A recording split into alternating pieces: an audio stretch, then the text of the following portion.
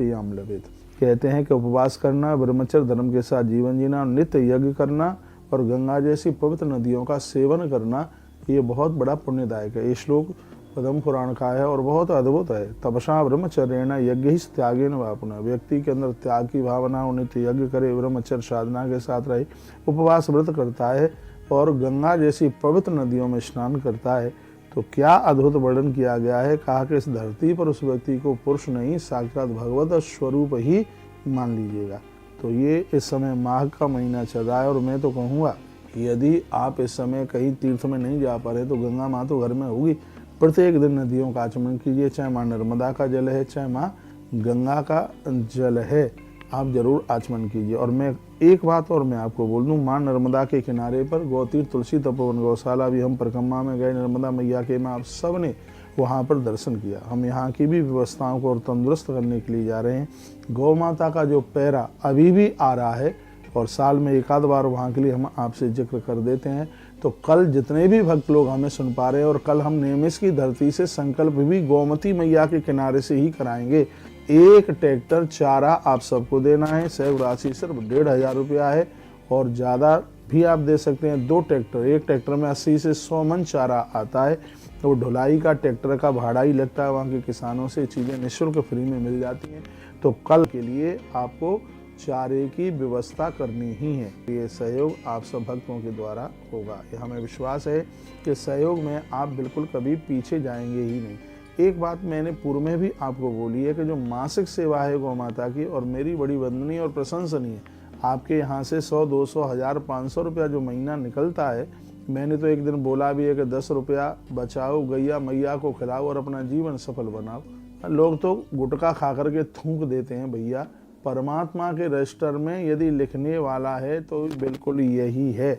इससे आप बिल्कुल नहीं चूकिए। देश बहुत बड़ा है, थोड़ा थोड़ा भी आप सहयोग करते हैं तो ये बहुत बड़ी व्यवस्था हो जाती है।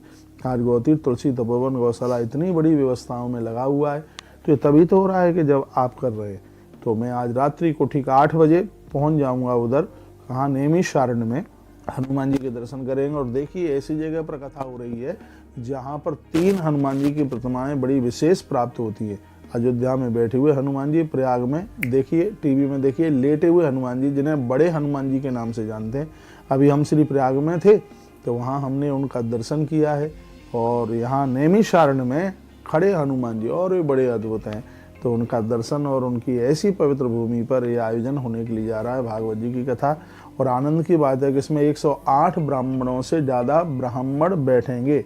आप गिनती कर लीजिएगा। और एक बात मैं आपको और बोल दूं, वो मैं आपको यह बात बोलूँगा, दुनिया में सब तरह के लोग होते होंगे, मैं नहीं कह सकता, लेकिन इस धरती पर हम जैसे लोग भी हैं जिन्होंने ईमानदारी के साथ में जीवन जीने की कसम खाई है। यदि पोथी 108 हैं तो ब्राह्मण 107 भी नहीं होंगे। सब के लिए अलग अलग पोथी होगी, अलग अलग ब्राह्मण होगा। आप आएँ या ना आएँ, जो पहुँचेंगे उनका भी जैसा पाठ हो रहा होगा, नहीं पहुँचेंगे उनका भी वैसा ही पाठ होगा। मेरे सामने एक ग्रंथ रखा है, इसमें बिल्कुल कोई मिथ्या नहीं हो सकता। तुम तो नहीं देख पाओगे, लेकिन परमात्मा तो देखता है। और तुलसी वन आश्रम की बड़ी विशेषता रही है, इसलिए तो इतनी पोथियां मिल जाती हैं। आज भी 108 प्लस से ही जाएंगी पोथी। बहुत ध्यान से सुन लीजिएगा, ग्रंथ मेरे सामने है और मैं ग्रंथ को साक्षात भगवान मानता हूँ। जितने यजमान हैं उतने ही ब्राह्मण। ये नहीं है कि एक पोथी पर 4-4 ब्राह्मण बैठा दिए जाए। बस आपको मैं कहूँगा विश्वास के साथ पैसा जरूर जमा कर देना। गया जी में काफ़ी लोगों के पैसे अभी तक नहीं आए हैं, तो इससे आश्रम को दिक्कत हो जाती है, परेशानी हो जाती है। और सहयोग भी तो इतना बहुत बड़ा रखा नहीं गया है।